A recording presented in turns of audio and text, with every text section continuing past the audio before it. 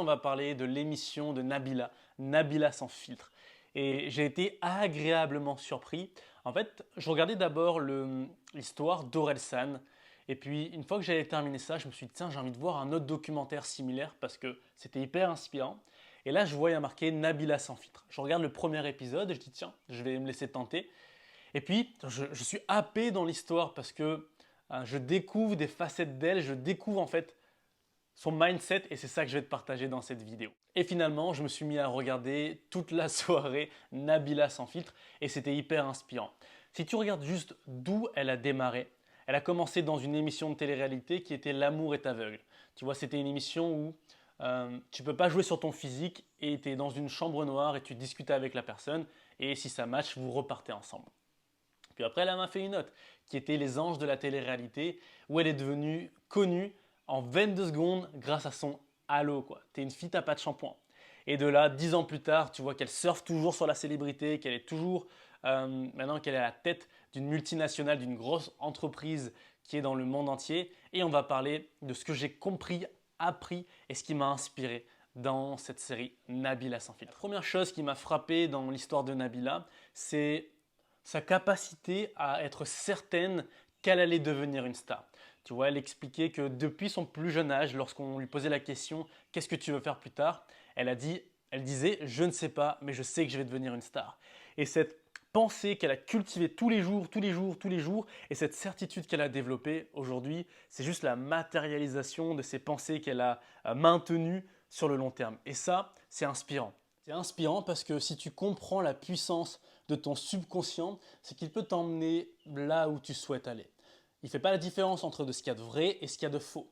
Donc si tu maintiens dans ton esprit que tu vas devenir une star, que tu maintiens ça suffisamment longtemps avec certitude et émotion, tu vas finir par y arriver. Tu ne sais pas quand, mais tu vas finir par y arriver. La deuxième chose qui m'a interpellé dans cette série, ça a été sa résilience et sa persévérance. Et il y a plusieurs exemples de sa vie où elle a vraiment touché le bas. Le premier qui me vient, c'est lorsque ses parents se séparent. La deuxième, c'est lorsqu'elle devient une star avec son halo. Elle devient vraiment hyper médiatisée. Elle reçoit et tu vois, elle partage son ressenti, qu'il y avait des harcèlements médiatiques, elle était accablée, constamment blâmée parce que c'était juste une bimbo sans cervelle. Et elle nous partage dans cette série vraiment sans filtre, avec toute sa vulnérabilité, qu'elle avait envie parfois de se suicider, de mettre à terme à sa vie.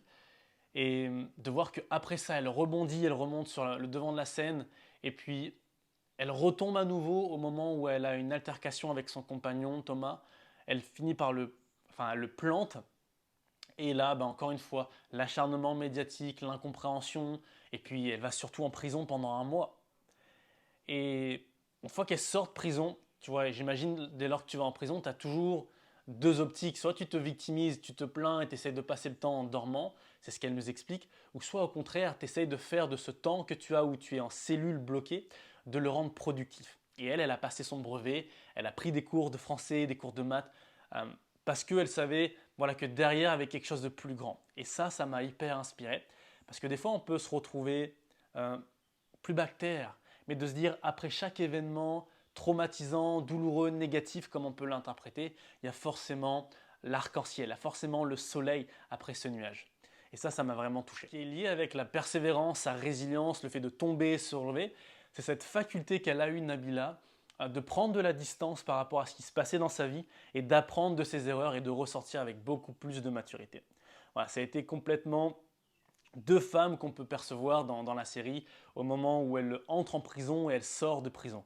Tu vois, le fait qu'elle aille en prison, ça a mis carrément un stop dans sa vie et lui dire ok, maintenant regarde ce qui se passe à l'intérieur de toi, regarde ce qui se passe autour de toi. La vie, c'est pas un jeu et tu vas t'apprendre de tes erreurs et puis elle est ressortie de là en étant une femme totalement différente. Ce qui m'a interpellé et hyper inspiré, c'est son envie d'être la numéro une la plupart du temps. Elle veut tout le temps être la première, elle veut tout le temps être la meilleure.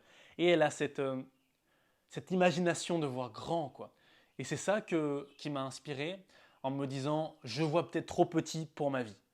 Et le fait de voir grand, ça déjà laisse de l'espace pour que l'univers t'offre quelque chose de grand.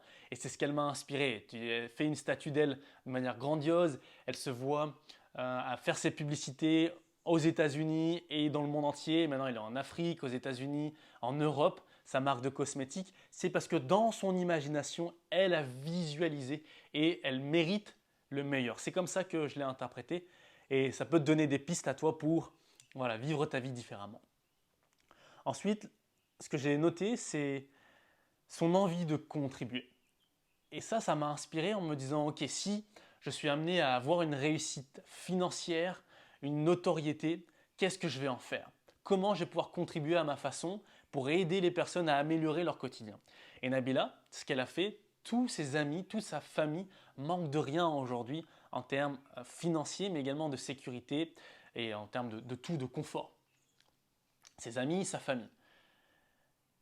Également, une fois qu'elle sort de prison, elle se dit il faut que je fasse quelque chose pour ces femmes qui sont en prison.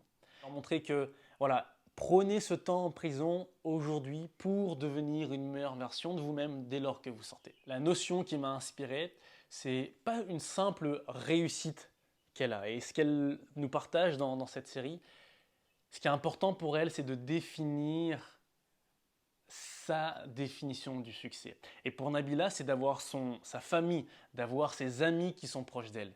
Et on peut se perdre avec le succès, on peut se perdre dès lors qu'on veut mettre le focus sur l'argent, mais l'argent ne doit jamais être une fin en soi.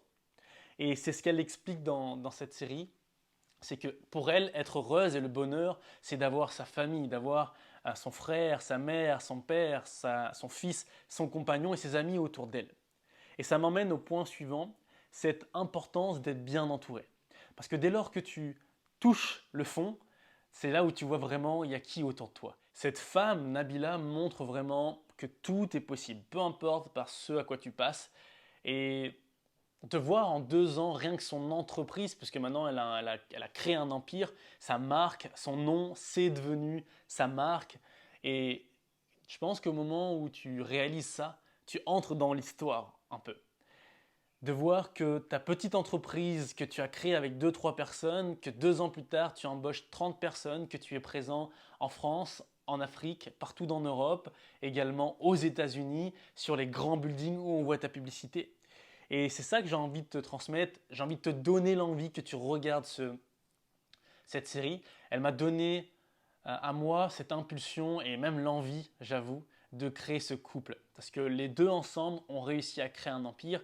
Et ça m'a donné cette perception et de m'imaginer qu'avec une personne, je peux construire également un empire. Et ça, c'était vraiment émouvant de voir tous les deux. Et puis tu vois leur mariage, tu vois leur histoire. Pour terminer, lorsque tu vas visionner cette série Nabila sans filtre, le fait de voir cette série, ça va te donner l'inspiration, la motivation, de voir que si Nabila, après tout ce qu'elle a vécu, après ce par quoi elle est passée, elle a réussi aujourd'hui à créer sa vie de rêve, ça va forcément te donner à toi aussi l'envie de construire ta vie de rêve. Et puis de voir autant d'amour, autant de bienveillance autour d'elle, ça fait juste du chaud au cœur, ça fait juste chaud au cœur de voir ça.